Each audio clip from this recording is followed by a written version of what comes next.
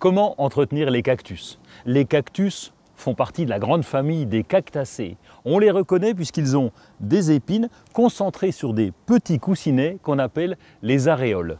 Les cactus sont pratiquement tous originaires du Mexique. C'est le cas de cet Echinocactus grusini qu'on appelle coussin de belle-mère. En grec, Echinocactus veut dire hérisson piquant. Pratiquement tous les cactus ont des épines et ils sont originaires du Mexique. Ils ont donc besoin d'un sol très bien drainé, de plein soleil pendant l'été et d'un hiver sans eau ou pratiquement sans eau.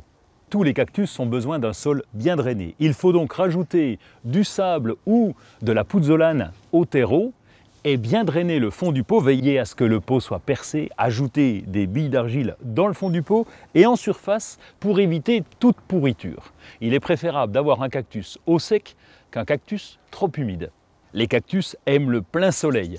Vous pouvez les sortir progressivement dès le printemps et les laisser tout l'été sur la terrasse ou au jardin.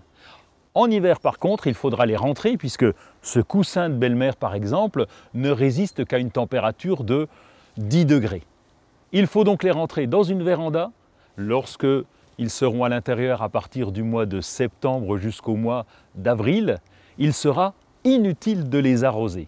Ils préfèrent les températures à 5-10 degrés, mais il faut éviter de les laisser dans un appartement en pleine chaleur.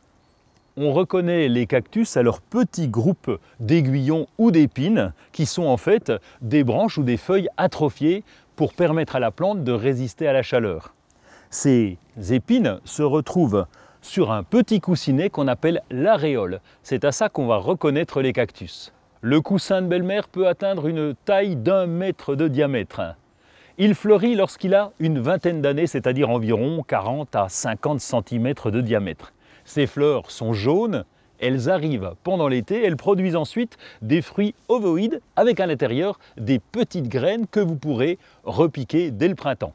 Le rempotage a lieu au printemps dans un pot légèrement plus gros et toujours avec un terreau très bien drainé en ajoutant de la pouzzolane ou du sable.